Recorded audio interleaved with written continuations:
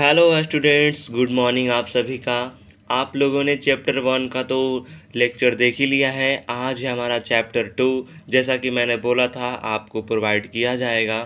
आज का जो चैप्टर है वो है स्थिर वैद्युत विभव तथा धारिता। ठीक ना।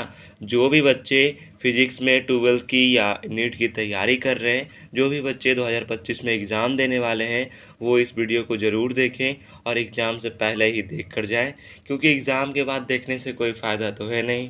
तो चलिए 25 VVI ऑब्जेक्टिव के साथ पहला क्वेश्चन हम लोग शुरू करते हैं। हमारा पहला प्रश्न है, विद्युत फ्लक्स का एसआई मात्रक क्या होता है? तो वो होता है हमारा newton metre square by coulomb होता है। ठीक ना। दूसरे नंबर प्रश्न पे चलते हैं। विद्युत विभव को किससे सूचित किया जाता है? तो वो हमारा भी होता है, जिससे सूचित किया जाता है। तीसरा नंबर प्रश्न कहता है, विद्युत विभव का एसआई मात्रक क्या होता है? मतलब एसआई यूनिट, जिसे हम लोग एसआई मात्रक भी कहते हैं, वो क्या होता है? वो होता है हमारा जूल बाई कूलम या वोल्ट। जैसा कि मैंने पहले लेक्चर में भी बोला था कि अगर आपको जूल बाई कूलम और वोल्ट दोनों अगर एक एक ऑप्शन में दे दे और तीसरे ऑप्शन में ए और बी दोनों लिख दे, तो आप लोग को ए और बी ही दोनों चुनना पड़ेगा। तो आप लोग बहुत अच्छे से तैयारी करके जाइएगा।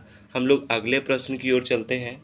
हमारा अगला प्रश्न है, चौथा नंबर प्रश्न, विद्युत विभव का डायमेंशनल फॉर्मूला, जिसे हम लोग विमीय सूत्र भी कहते हैं, तो वो क्या है? वो है हमारा M L square T inverse 3 A inverse. यहाँ पे देखिए, जब माइनस नहीं लगा होगा जो पावर में, तो उसे हम इनवर्स नहीं डायरेक्ट स्क्वायर बोलेंगे, क्यों बोलेंगे। ठीक ना।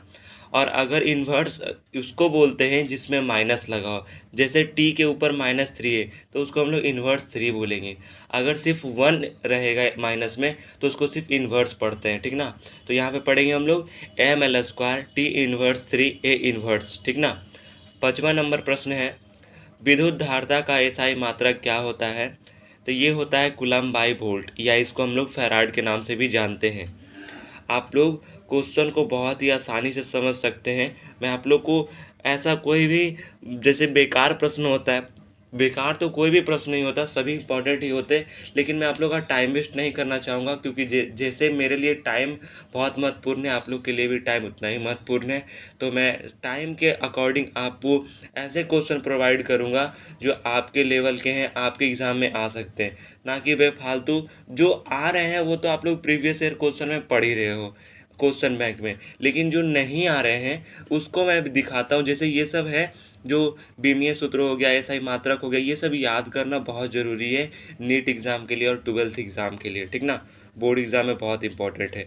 अगला प्रश्न है हमारा, छठा नंबर प्रश्न कहता है, विद्युत धारिता का डायमेंशनल फॉर्मूला क्या है?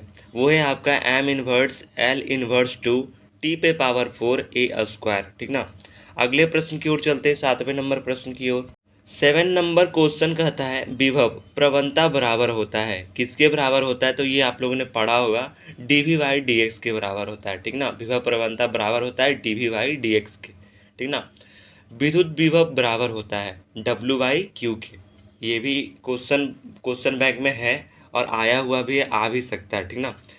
9वां नंबर क्वेश्चन कहता है, 1 फैराड बराबर क्या होता है? मतलब कितना होता है 1 फैराड बराबर?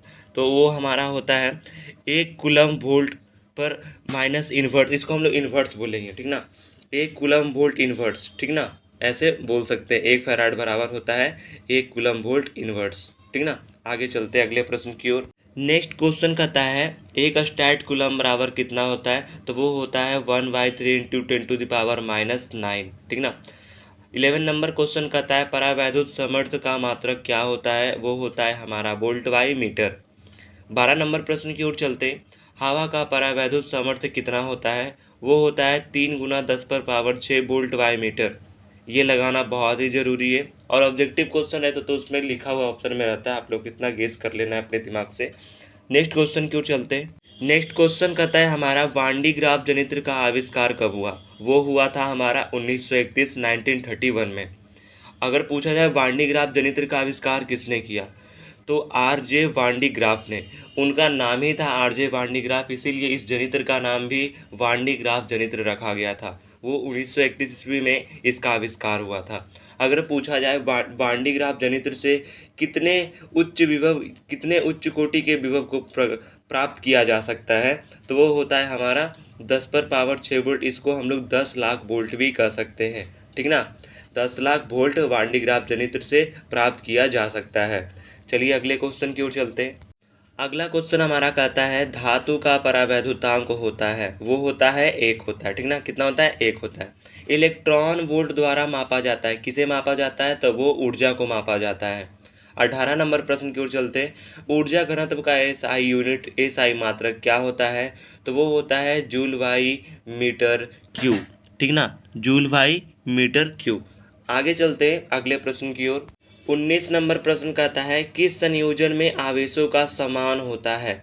आवेशों का मान समान होता है, ठीक ना। किस संयोजन में? आप लोग को पता होगा 2 प्रकार के संयोजन आप लोग को पढ़ाए गए होंगे, श्रेणी क्रम संयोजन और समानांतर क्रम संयोजन। श्रेणी क्रम संयोजन में होता है कि किस संयोजन में आवेशों का मान समान होता है, तो वो हमारा श्रेणी क्रम संयोजन होता है। ये एग्जाम में पहले आ भी चुका है, क्वेश्चन बैंक में भी उपस्थित है ये प्रश्न, और आगे भी आ सकता है, ठीक ना। आप लोग इसको फिर से देख लीजिएगा, मैं अभी बता देता हूँ, इसको रिवाइज करते रहना है क्वेश्चन को। तो ये हो जाएगा श्रेणी क्रम संयोजन। और किस संयोजन में विभव का मान समान होता है? वो होता है हमारा समानांतर क्रम संयोजन। मतलब जिसमें आवेशों का मान समान रहेगा वो श्रेणी क्रम संयोजन, जिसमें विभव का मान समान रहेगा जिसमें, उसको हम लोग समानांतर क्रम संयोजन कहेंगे, ठीक ना। आगे प्रश्न की ओर चलते हैं। अब ये देखिए 5 और ये क्वेश्चन है, ये तो वेरी वेरी इंपॉर्टेंट। इसको इंपॉर्टेंट अगर ना बोला जाए तो ये बेवकूफ़ी होगी। ये क्वेश्चन तो अगर आपसे एग्ज़ाम में नहीं बन रहे हैं तो आप एक तरीके से आप बेवकूफ़ी कर रहे हैं पढ़ाई के समय, ठीक ना। ये पाँचों क्वेश्चन आप लोगों को याद होना चाहिए। 1 मिली फैराड, हिंदी में ही बात करते हैं। 1 मिली फैराड बराबर क्या होता है? तो 1 गुना 10 पर पावर -3 फैराड होता है। 1 माइक्रो फैराड बराबर क्या होता है? 1 गुना 10 पर पावर -6 फैराड होता है। 1 नैनो फैराड बराबर क्या होता है? 1 गुना 10 पर पावर -9 फैराड होता है। 1 पिको फैराड बराबर क्या होता है? 1 गुना 10 पर पावर -12 फैराड होता है। 1 फेम्टो फैराड बराबर क्या होता है? 1 गुना 10 पर पावर -15 फैराड होता है। अगर मैं आप लोग को इसका ट्रिक बताऊं तो बहुत ही आसान है।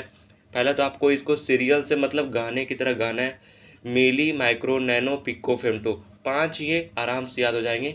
माइक्रो, पहले मिली, माइक्रो, नैनो, पिको, फेम्टो, इसको 5 बार बोल दो आराम से याद हो जाएगा। और अगर इसके मान की बात करें ट्रिक की, तो वो 3-3 का अंतर है। 3 का पहाड़ा तो आपको आता ही होगा, तो 3-3 का अंतर है। सभी में 1 गुना 10 पर पावर ही है, सभी पे 1 गुना 10 पर पावर ही है। आपको क्या करना है कि सबसे ऊपर मिली, माइक्रो आप लोग को सीरियल नंबर से याद करना है। पहले 3, फिर 6, फिर 9, फिर 12 और 15, ठीक ना। सब में माइनस लगा देना है, आराम से बन जाएगा, ठीक ना। आज का आप लोग का ये मतलब पूरा हो गया। अगला जो लेक्चर आएगा वो विद्युत धारा पे होगा, तो आप लोग तैयार रहिएगा अगले लेक्चर के लिए। और कमेंट में बताइएगा आप लोग को वीडियो कैसा लगा। और अगर चैनल पर नए हैं तो चैनल को सब्सक्राइब कर लीजिएगा, बेल आइकन ऑल पे क्लिक कर दीजिएगा वीडियो नोटिफिकेशन के लिए। और वीडियो को लाइक करके बताइएगा आप लोग को वीडियो अच्छा लगा कमेंट में। फिर से मिलेंगे अगले वीडियो में, तब तक के लिए जय हिंद, जय भारत।